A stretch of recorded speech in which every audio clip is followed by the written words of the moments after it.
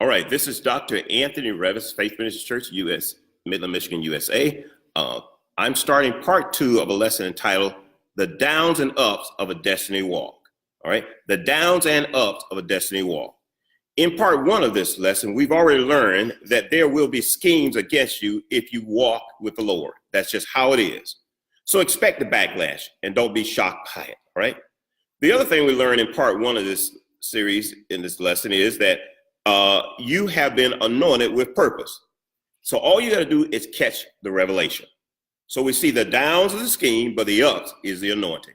So let's start this lesson from Matthew 26, Matthew 26, part 2 is going to be verse 14 through 30 for the total lesson. It's going to be the downs and ups of a destiny walk, part 2.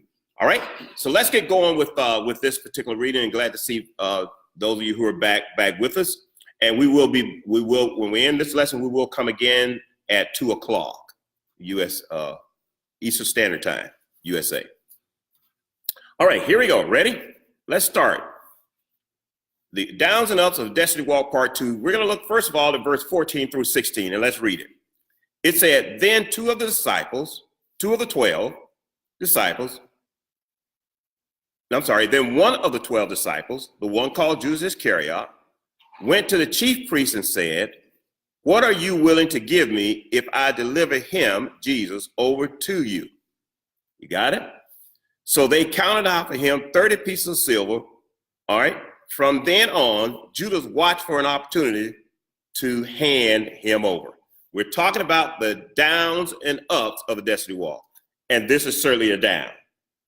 In this part, here's what we're going to title this part, is underhanded ploys will happen. Underhanded ploys will happen. You get it? All right? In other words, there's always a snake in the garden.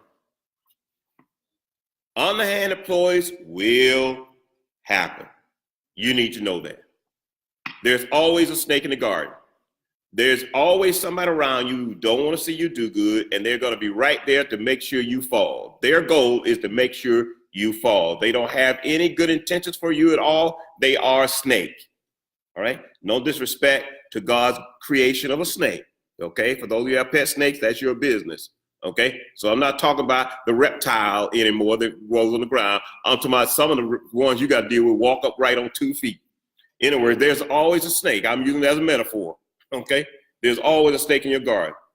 So you need to be aware of that. Some of you get so excited and so elated about the good things happening to you in life. You better keep your eyes open, because there's probably a snake in your garden. You start to manage a group at your corporation or whatever, and you think, oh, I got everybody here because they all know me. They all my friends. You better watch it, because there's a snake in the garden. Some of you go out and you establish a ministry and say, boy, I'm glad I established this ministry, because the only people who came in ministry are my good friends. We know each other. We've been around each other our whole life. There's always a snake in the garden. And you need to just be aware of that. All right. Now, I'm not talking to any of you who are watching this lesson. I know you're not in it, no anyone that's sitting here. But there's always a snake in the garden. Be aware of it. And here's the thing. Okay, ready? Now, so watch this. Let's read this again then. Ready?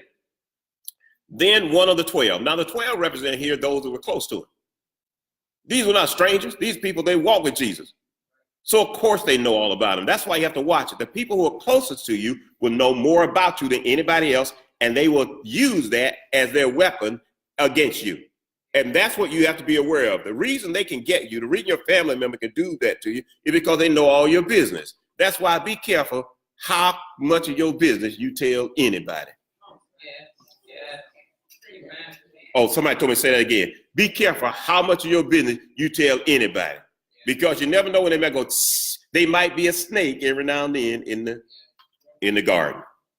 So be aware of that. Say 1 of 12. So here it is. Again, the underhanded ploys could happen because someone close to you can help it happen.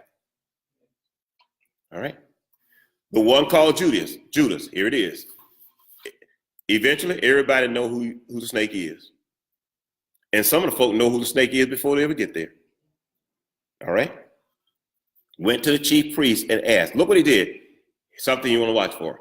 He volunteered to go. Now, we don't know all of why he volunteered to go, but he saw an advantage in volunteering to go do it. And that's what happened. Some people will see an advantage in volunteering to betray you, and they will. And that's just how it is. And you have to be aware of that, because these are the downsides of your walk toward destiny. Let me tell you something. But if you continue to walk in your destiny, it won't derail you, but it will interfere. It won't derail you, but it will interfere. And it interferes most of you when it happens to you, doesn't it? You find yourself week after week, day after day, talking about, I can't believe that they had an underhanded ploy against me. As long as they've been knowing me, as good as I've been to them, you fed them, you clothed them, you've done things for them, but their enemy came along, planted a seed in their mind, something you didn't plant. And now they're walking with the enemy against you. And the thing is, sometimes they don't even know they walk with the enemy against you. You get it? Until things come up. All right? They'll ask your kids, why does your mama go to church all the time? You say, I don't know. I don't get it either. You get it? Underhanded ploy. If they ask you to tell them, ask my mama. Let me call her right now. Hold up just a minute. Mama, my best friend want to know why you keep going to church. Here, please tell him. You get it? The underhanded ploy is to get you to saying things and talking about things that you shouldn't be talking about. Watch for those ploys. They happen all the time. What do y'all think of the decision the pastor made on that? Say, let's go ask him. What do you think of the decision they made on that in that business? Go ask the business people. Ask the people who made the decision. You get it? Why does Walmart have the signs like that? I didn't put the signs up. Don't ask me. Go ask one of the people at the service desk. They might tell you. Watch for the underhanded ploys to start you to wondering whether or not the thing you're involved in has value. Hashtag, my involvement has value. My involvement has value. And that's what you're going to hang on to. All right? He said, what are you willing to give me if I deliver him over to you? Okay? What are you willing to give me if I set him up to fall? What are you willing to give me if I help you out to make him look bad? What are you willing to give me if I be the one watch for it and tell you when he's vulnerable, when he's the most weak? So, because I can tell you, watch out for that. So they counted out 30 pieces of silver. Now, that was a lot of money for him back then. That was a whole lot of money. Okay? But but you get it? But what are you going to trade and sell your soul for? What are you going to sell out your mama for, your daddy for, your sister for, your brother for, your best friend for? Just so you can look good. All right? Listen, everybody know they can't dance that well. All right? They never could dance that well. So when they left the world and came to church, they still can't dance that well. They be trying to do a little holy dance, you be over there embarrassed by them. Look at her mom over there. Huh? You ought to say, yeah, let's go over there and dance with her. You get the point I'm trying to say? Watch for it, because someone's going to try to get you to sell out. Don't be a sellout. Hashtag it. Don't be a sellout. So they did it, and here's going to happen. Someone's watching for the opportunity to betray you too. It can happen to you. Somebody's just watching and waiting. And you say, no, they're not. Yes, they are. Because there's what? A snake in the garden. I don't care where you are. There's a snake in the garden. Okay? But all the snake wants is for somebody to stick their head up and say, I'll do it. Don't be the one. Don't be the one. So here it is. But let me tell you, if you walk in your destiny, it's going to happen. It's going to happen. All right? So just know when you see it, say, there goes the snake. You got follow? Don't sit there crying all day. Just get up and say, there goes the snake. Okay? What happened? Snake showed up. How'd that get derailed? The snake showed up. You get it? That's what happened. Don't be sitting there crying and carrying on and everything else. Listen, you don't need a revelation on that. You just need to see it. All right. Now revelation you need to know it beforehand, but you get the point I'm saying. Just be a little facetious there. You get it? You see the snake, that's a snake. You get it? So be aware of that. All right, so there it is. But here's the thing. The wonderful thing is the Lord's going to have a good time for you. Say, my good time's coming. And here's it is. You know how your good time going to be? Supper time. All right? I did not say hammer time. I said supper time. All right? It's supper time. Somebody say it's supper time. And that's where Jesus is. Jesus is now going up to what we call the Last Supper. All right? That's what we call it. the rest of your theologians, don't lose your shirt. I'm sticking with what we commonly call it. All right? When you teach your lesson, you can do the rest of it. Got it? But we commonly call it what? The Last Supper. That's just that's commonly what we refer to it as. So here it is. Somebody say it again, supper time. All right? And here's what supper time is: when you take part in fellowship in the Spirit. Taking part in fellowship in the Spirit is supper time. So if you're anybody's around you here say it's supper time, that means find someone that you can have fellowship with in the Spirit. That's what he's doing right now. He's going to have fellowship in the Spirit. It's supper time. All right? Because you see, fellowship in the Spirit will uplift your spirit because it allows you with someone else to commune with Christ. All right? So every now and then when you feel down, you define it's supper time. You get it? Fellowship in the Spirit is what what we call the Last Supper brings to us. Fellowship in the Spirit. So let's read it. Ready? How did it happen? Now I'm ready to read it all. Okay? It said, on the first day of the festival of unleavened bread, we won't get into all the detail there, but the famous feast, at the right time, somebody said the right time. It was the right season. Say the right season. That's what it's about. So the right time, the right season is supper time. The disciple came to Jesus and asked, where should we go to make preparation to eat the Passover? Now, you see something about these disciples. Now, one of them is willing to betray him, right? Willing to sell him out for a few pieces of silver, but they're going to keep with the religious practice. They're not going to miss that. Now, they might not like you, but they're going to keep the religious practice. All right? Okay? That's what'll happen. So if you want to have a good time with somebody, you find you a religious person to bring to church. They're going to stick with all the stuff you're supposed to do. They're going to have all the rules and regulations, but you better watch them when they leave there. Okay?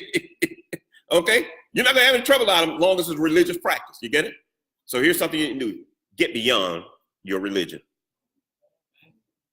You need to get beyond your religion. When it's supper time, you got to get beyond religion because that's what Jesus is going to do. He's going to start to do things at this Passover. They think they're celebrating Passover, and he's going to be changing. He's going to be flipping the script on them.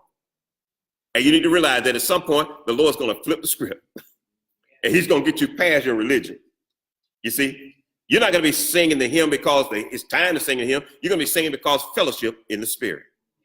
You're not going to be visiting the church because it's Sunday morning or time. You're going to be visiting because of fellowship in the Spirit. You're not going to be going to Bible study because of Bible study night. You're going to be going because of fellowship in the Spirit. You're not going to be glad to see the people you see that know the Lord. You'll be glad to see them because of fellowship in the Spirit. That's where you're going to move to. Somebody hashtag flip the script. All right? That's what the Lord's going to do here. He replied, go into the city, and a certain man telling the teacher says, my appointed time is near. What? He knew the season. You need to know the season. There's a time when your destiny is getting closer, and you ought to be able to feel it in your spirit. Something you have to get done that nobody else can do like you do. You've got to be the one to do it. I'm going to celebrate the Passover with my disciples in your house. So the disciples did as Jesus had directed them, and they prepared what? The Passover. When evening came, Jesus reclined at a table with the 12, and they were eating. He said, truly, I say to you, one of you will betray me. Now that's something. Listen. He didn't post it on Facebook. He just said it to the folk that matter. If you got an issue with me, put it in my message box. Don't put it out there with everybody else. He didn't get up and say, he didn't write a banner and put it out there. He deal with who you need to deal with. That shows you're dealing with the enemy, not trying to show off.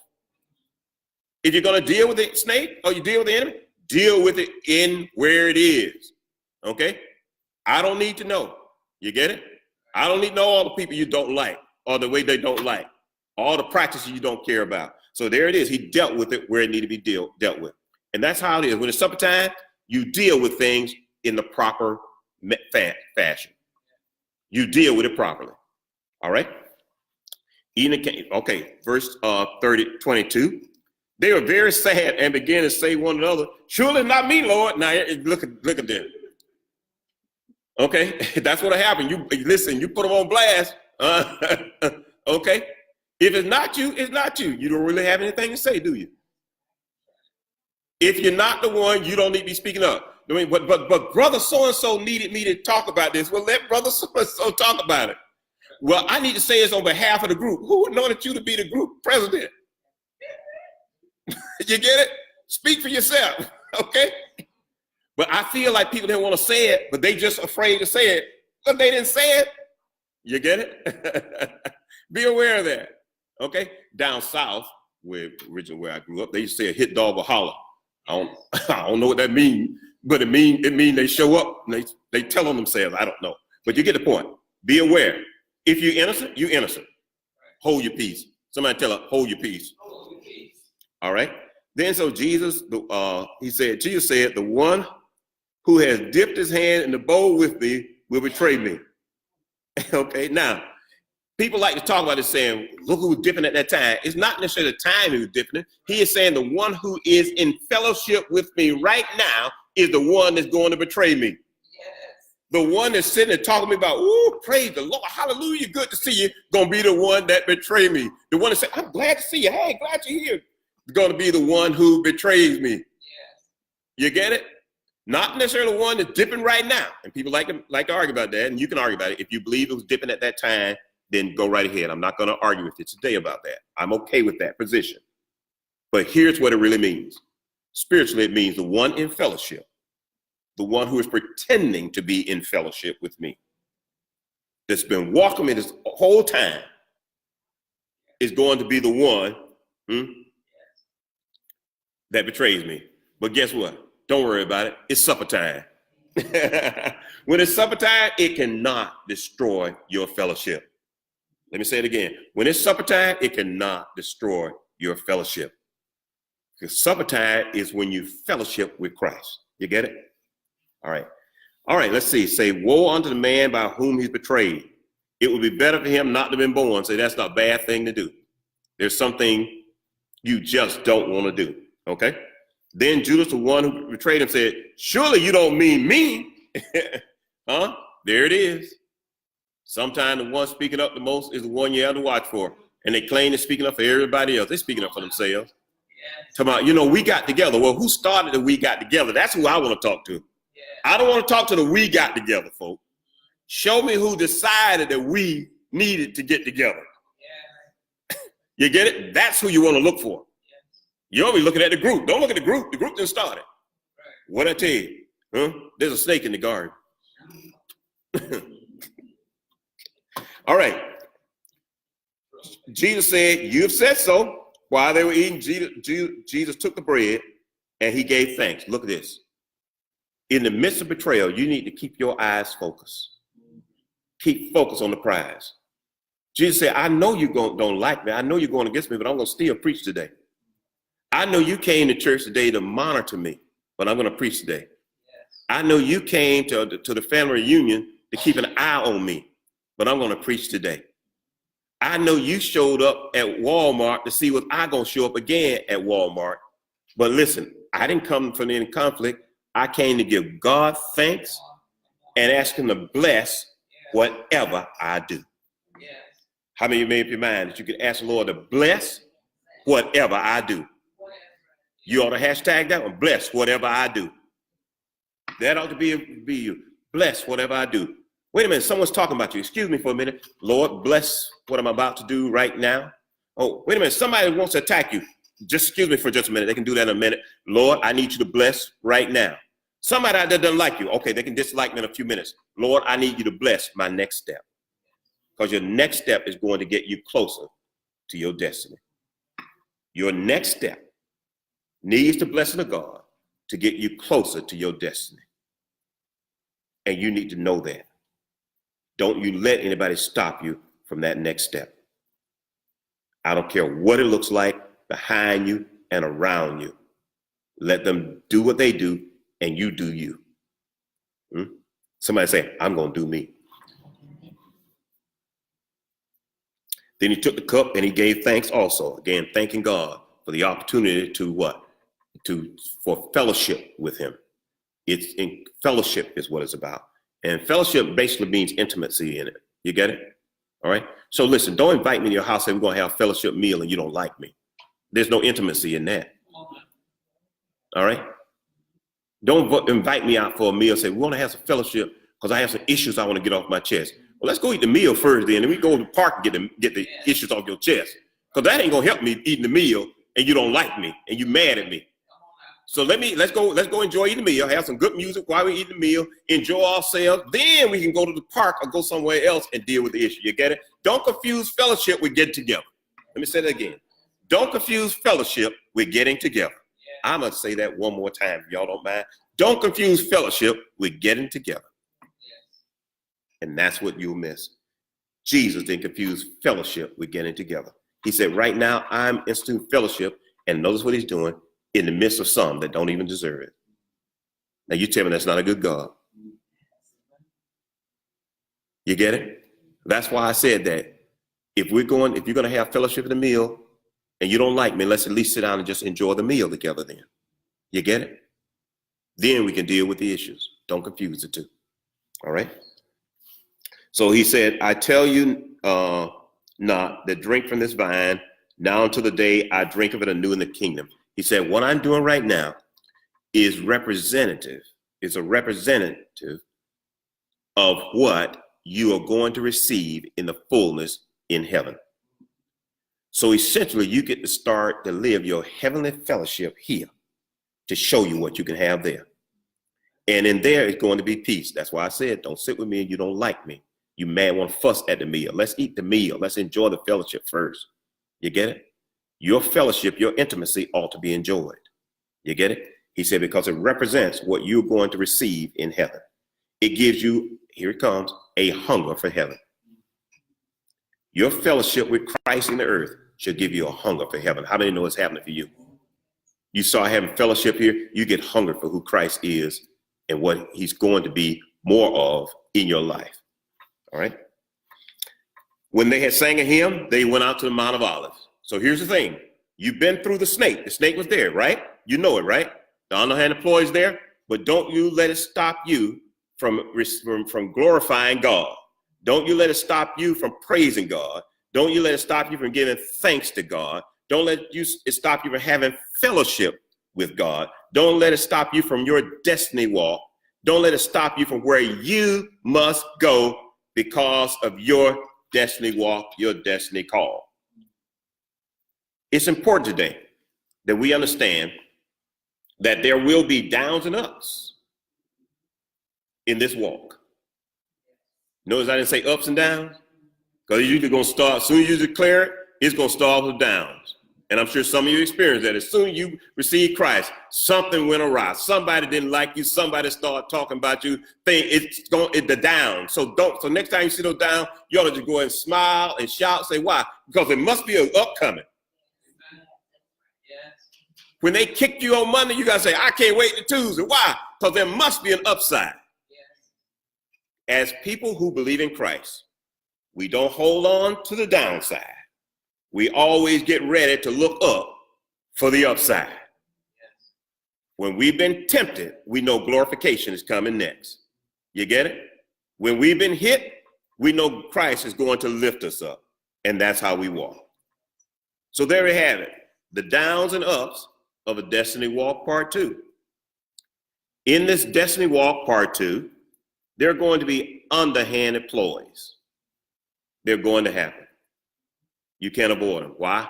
There's always a snake in the garden. That's just how it is. The enemy wants to be where things are good too. You see you enjoying something over there, it'll come over to the church just because it's enjoyable to be over there, or because you're having food, or because you're having something else that they enjoy. The enemy shows up to go the same places you go.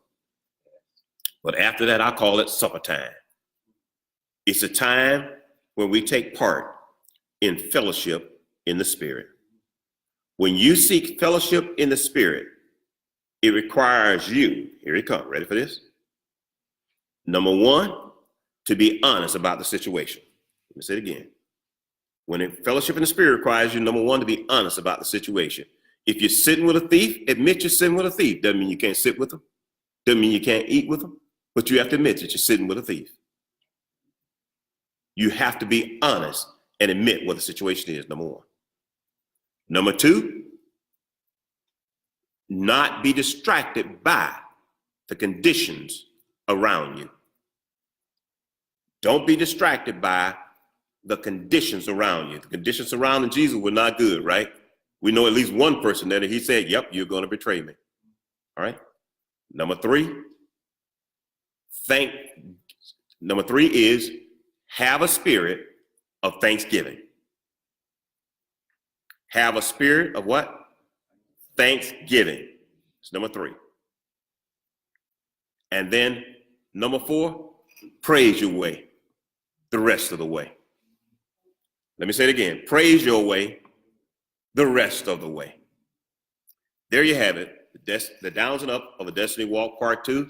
This is Dr. Anthony Revis, Faith Ministries Church, Midland, Michigan, USA. See you again at 2 p.m. Eastern Standard Time, USA.